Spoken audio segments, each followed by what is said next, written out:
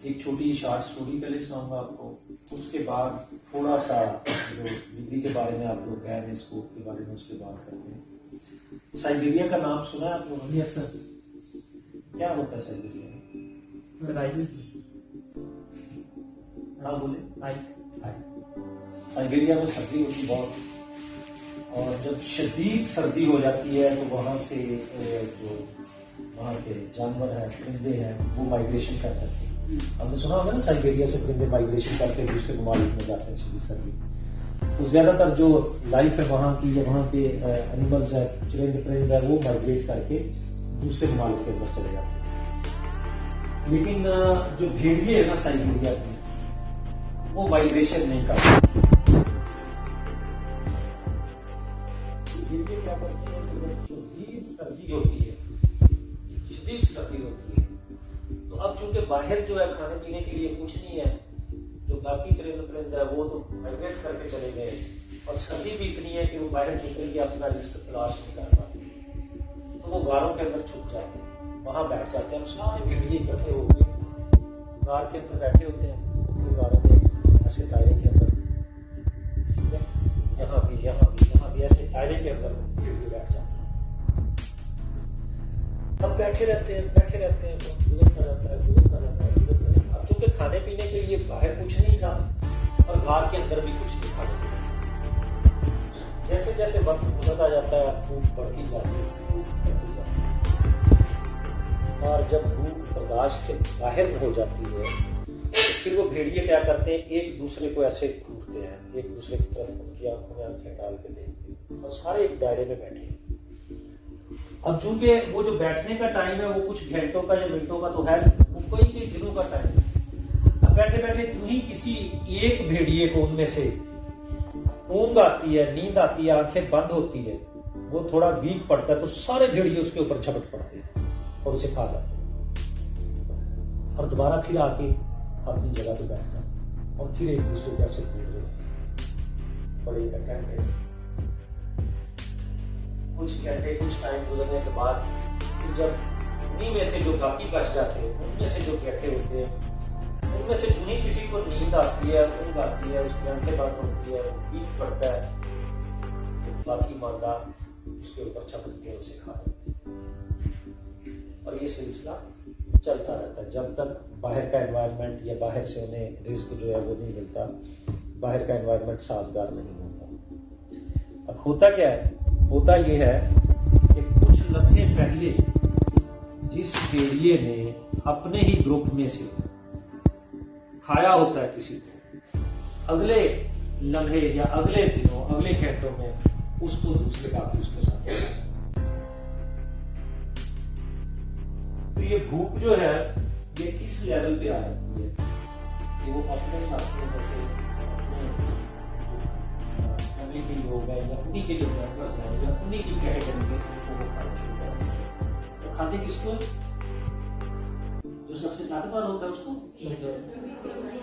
जो सबसे वीक पड़ता है, कमजोर होता है, वो ऊँघ आती, नींद आती, कमजोर पड़ जाता है ना, वो डिफेंस नहीं कर पाता, बाकी उसको खा जाते हैं। और ये सारा सिनेरियो डेवलप क्यों हुआ? आम हालात में तो भेड़िए एक दूसरे को नहीं खा रहे होते ना।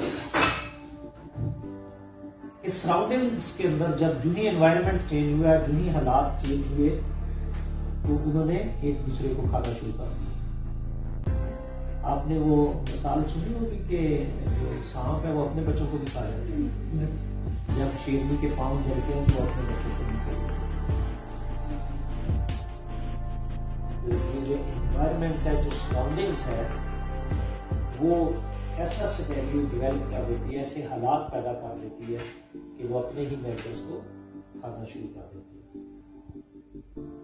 अब जिस कंट्री के अंदर और जिस रीजन के अंदर हम रह रहे हैं, हमें भी यहाँ मुख्तलिफ किस्म के भेड़ियों का सामना है। हमारे इर्द गिर्द, हमारे रीजन के अंदर, हमारी सोसाइटी के अंदर आपको इकोनॉमिकल भेड़िए मिलेंगे, जिनका जो जोर है, जिनका जो कब्जा है वो इकोनॉमी पे है। और ये जो इकोनॉमिकल भेड़िए हैं, ये उन भेड़ियों को, उनको खा जाते हैं जो वीक होते हैं, जो कमजोर होते हैं। यानी जो इकोनॉमिकली स्ट्रॉन्ग है, जितना बड़ा वॉल्यूम है, जितना बड़ा सिस्टम है, वो छोटे सिस्टम्स को, छोटे उनको इकोनॉमी वालों को खा जाएगा। बड़े बिजनेसमैन जो है वो छोटे बिजनेसमैन का भी हक मार लेते हैं, खा जाते हैं। सिस्टम ऐसा डेवलप हो चुका है। इसी तरह आपको पॉलिटिकल भेड़िए मिलेंगे, ठीक है। पॉलिटिकली क्या होता है, वो भी यही सिस्टम इसी उस पे चल रहे होते हैं। वो छोटे पॉलिटिशियंस को यूज कर रहे हैं। बड़े पॉलिटिशियन जो है वो बाहर जाके बैठ जाते हैं, और छोटे पॉलिटिशियन जो है उनके लिए फाइट करते हैं, जेलों में जाते हैं, लड़ाई करते हैं, ठीक है, सस्टेन करते हैं। और वालदा मर जाती है तो जनाजा पढ़ने के लिए दूसरे लोग आते हैं।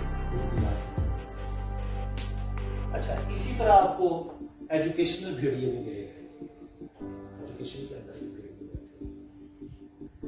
इन शॉर्ट के आपको हर सेगमेंट के अंदर, हर एरिया के अंदर आपको भेड़ियों का सामना है। जिस रीजन के अंदर, जिस कंट्री के अंदर हम रह रहे हैं, जहां हमारा सिस्टम जो डेवलप हो चुका है, जो सिनेरियो बन चुका है, उसमें आपको हर तरफ से मुख्तलिफ किस्म के भेड़ियों का सामना है, और आप खुद भी उन्हीं का हिस्सा हैं।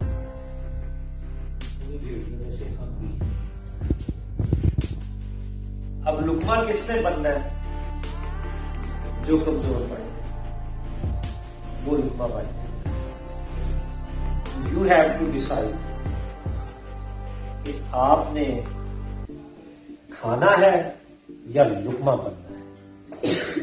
अगर आप कमजोर पड़े रहे, कमजोर रहे, तो आप किसी ना किसी का लुकमा बन जाएंगे।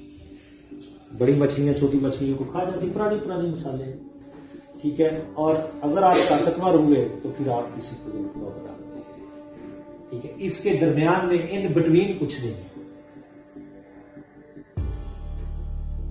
जो इन बिटवीन है वो ऐसी सोसाइटी हम डेवलप नहीं कर पाते, और जो इन बिटवीन वाली सोसाइटी है वही इंसानियत की सोसाइटी है, ह्यूमैनिटी की है, कि जहां ताकतवर कमजोरों को नहीं खाते, उनका ख्याल करते, शेयर करते। जो ताकतवर है, इंसानों में और जानवरों में जो डिफरेंस है वो सिर्फ इतना ही डिफरेंस है कि जब इंसान के पास ताकत आती है तो वो कमजोर इंसानों पे उस ताकत का इस्तेमाल, गलत इस्तेमाल नहीं करता, वो उनका ख्याल करता है। और जानवरों में जो ताकतवर है वो कमजोरों को खा जाता है। लेकिन जिस सिनेरियो के अंदर हम पहुंच चुके हैं, जिस लेवल पे हम आ चुके हैं, वहां ऐसा नहीं है। जहां आज हम हैं वहां ऐसा नहीं है। वहां एक दूसरे का ख्याल नहीं रखा जाता। तो अब जिस सोसाइटी का आप हिस्सा है, यू हैव टू डिसाइड कि आपने जिंदगी के अंदर कमजोर होना है, कमजोर बनना है, या ताकतवर बनना है। अगर आप कमजोर होंगे तो आप किसी का लुकमा बन जाएंगे, और अगर आप ताकतवर होंगे तो डिसीजन आपके पास होगा। और अगर आपने ताकतवर होते हुए इंसानियत भी बाकी रह गई तो फिर आप कमजोरों को खाएंगे नहीं, उनका ख्याल रखेंगे। करीब है कि गुर्बत तुम्हें कुफर का ले जाए। कमजोर होने का मतलब क्या है? गुर्बत। Thank you so much. इसको यही वाइंड अप करते हैं।